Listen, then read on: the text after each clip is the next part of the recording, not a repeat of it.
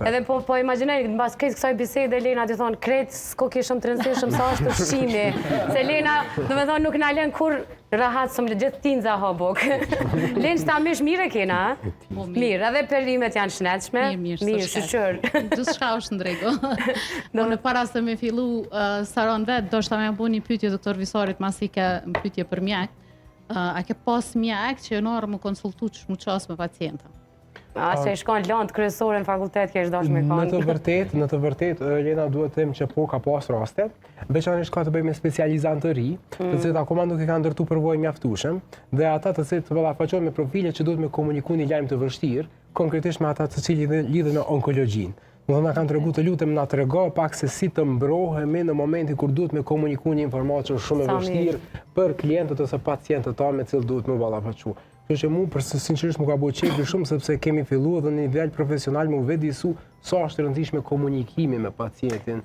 Komunikimi mendoj që e ndihmon jashtëzakonisht shumë, veçanërisht e ul aspektin e na i thojmë somatizimit, ndryshimet fiziologjike, domethënë fizike që nuk kanë bazë mjekësore, por gjithmonë është e mendja që i sajon këto ndryshime. Po du me nda një rast personal me këtë bisedë me doktor Flamurin, prindët e mi janë pacient doktor Flamurit, edhe një kosisht tone.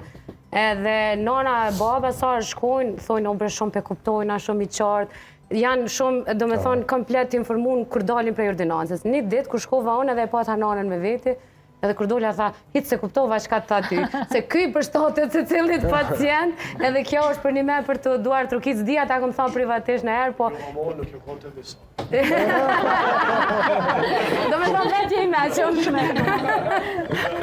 është e vërtetë se me vitet, me numrin e pacientëve, jo të dhe përvoja, na pacientët që kena pas edhe psikologjinë, si pjesë studimeve bazike në fakultetin e mjekësisë, por kena pas edhe neuropsikiatri, një pjesë më të avancuar, kur kuptojmë edhe rregullime vërtet, dhënia e lajmit për smundje malinje, sidomos pas diagnostikimit, se patologët janë shumë të mirë, po kanë një të mirë se edhe rezultatin e vendosin zarf, edhe kanë të marrë me atë pjesën.